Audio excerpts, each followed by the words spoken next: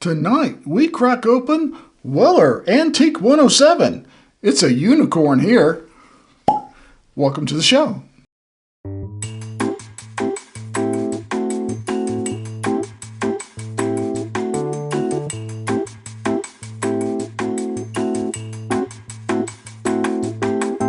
Well, tonight it's about the Antique 107. The fact that I've been looking for it so long really goes to the problem with distribution. I cannot find it in North Georgia. And I'm not talking about going and like, oh, hey, Mr. Behind the Shelf, I'll take that for $300. I wouldn't pay that for it, but it's not even that. The Antique 107 is virtually not found where I'm at. Occasionally I'll see it in some case somewhere that's part of a reward or point system that's been in there for a year waiting on one person to win it. But for the most part, it's just not here. I see a lot of bourbons and whiskeys I think are a lot more allocated and more valuable. I see them more than the Antique 107. So I had a friend, and that's all I'll say about it, help me get this Weller Antique 107. So tonight it's all about the Antique 107 and for me to shut up, right? So, if you go to buffalotracedistillery.com, it tells you a little bit about the W.L. Weller Antique, as they call it. Everyone else calls it Antique 107. And of course, most of us know, and in case you didn't, it is a wheated bourbon. They talk about it being full-bodied flavor and a balanced palate. I would totally agree with that. Old Weller Antique is bottled at 107 proof, offering a complex taste and bold finish. It's certainly a recognizable member of the Weller label with its own unique characteristics to complement the high proof. They consider 107 high proof. Well, 107 is perfect proof for me. On the tasting notes, it says sweet and unusual floral notes and coupled with vanilla. Well, you know, I do get a little bit of floral, but to me, I get more sweet wheat on this. And that's what I remember from the sample I had before. Sweet wheat, vanilla, a little caramel, and a little bit of oak. Just a little bit of oak. For the taste, they say it's very well balanced with sweet fruit notes, strong vanilla undertone, and sharp spicy tones with a cinnamon finish. Well written. That sounds delicious. Cheers.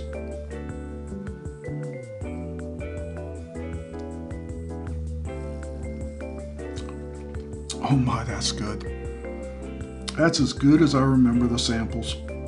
And I think I've had 2 samples over the last year or two and drank every one of them to the last drop. If I could have gotten my tongue in the bottle, in those little 1 and 2 ounce bottles, you really can't get your tongue in. But if I could have, I would have licked the inside of that bottle. This is delicious.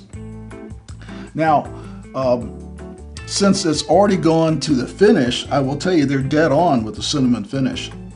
And fruit and vanilla, and when I say sharp, spicy tones, I just get a nice baking spice. But definitely a kind of a medium fruit, and I'm thinking like apricots, peaches kind of, nothing too heavy, nothing too dark. And then, yeah, when they say strong vanilla, they're not kidding. It has a strong vanilla to it. And the baking spices. That's probably the most accurate tasting note I think I have read in a long time. I mean, you know, everyone's palate is different, and the things I taste are not going to be the things you taste. That's natural. So it's not unusual for you to read something and you taste something different. That's okay. Every palate's different. That's why some people like sardines and some people don't. I'm one of those that don't. But for whatever reason, tonight, my palate agrees with their palate. Let's take another sip. This is absolutely delicious.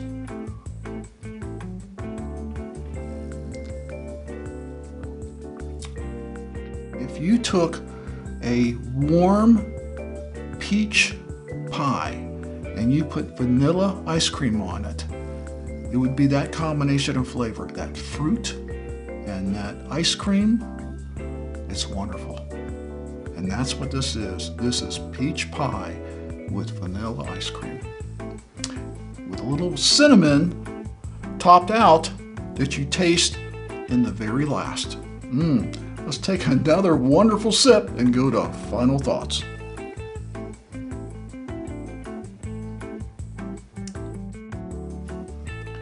Final thoughts. Weller Antique 107, 107 proof. And they give a little bit of information on the back of how whiskey pioneer W.L. Weller is credited with different things and being popular and all that stuff, and I won't bother reading all that to you, along with the government warning not to drink any whiskey or bourbon, basically. They don't want you drinking to excess, and neither do I. But this, yeah, pour you a second glass, because I'm going to. This is absolutely wonderful. You know, we did mention a little bit about the finish, in a second there, talking about the cinnamon, which they mentioned on their site. And I'll tell you that cinnamon is prominent in the finish, and it follows with a few other little baking spices there, pretty mild, but the cinnamon is pretty strong in the finish and enjoyable. Not so strong like, big red gum kind of cinnamon, but it's there. It's kind of like when you have cinnamon on your buttered toast, cinnamon sugar, and that cinnamon kind of stays and lingers. That's what it's like. Cinnamon goodness. Oh yeah. So it's unfortunate it's not really available in my area, because I would go out tomorrow and get a backup. It'd be one of those things, stop the video right now and go get a backup. I would if I knew where it was. Like I said, I see it very rarely, except in some case somewhere gathering dust, waiting for somebody to either overpay it or get 1,000 points in a reward system. Very rarely do I see it just on a shelf or even in a raffle or other things that people can work towards to get that bottle. It just, for whatever reason, it's just not in my area. So, value for the money. I really don't have an opinion for the value for the money, because I got this in a trade, to be honest with you. I didn't have to buy it, but I traded something what I thought was of equal or more value for this, because I was really wanting this Antique 107. So if I could get it for MSRP, I would tell you it's a great value for the money. But being I can't find it here, I'm just going to leave that for you to determine yourself. If you've not tried the Antique 107, find someone that has it and try it, and you think for yourself, is this the best wheated bourbon I might have? If it is, if you think it could be the best wheated bourbon ever, or at least in your mind, then you should go out and get it, right? So, value for the money, for me, it's whatever I can afford. Which brings us to our ranking system, 1 through 5, 1 being stop the video and go and get it right now. And I would tell you, it actually is a number 1 for me. Stop the video and go get it right now if you know where it is. My problem is I don't know where it is. Naturally, I don't want you to pay secondary prices for it or overly inflated prices, but will you pay over $100 for this bourbon if you find it? I think you probably will. Is it worth that? Based on some of the bourbons I have, they're over $100. I would say it is worth that 100+ mark. How much? Well, that's individual. I think the price is going to vary a lot a bit. So for me, it's number 1, stop the video and go and get that bourbon if I knew where it was. Sometimes I like to say what this reminds me of, and I can tell you that I have a lot of wheated bourbons I like, including the Bardstown, but As far as what it reminds me of, the nearest thing it reminds me of is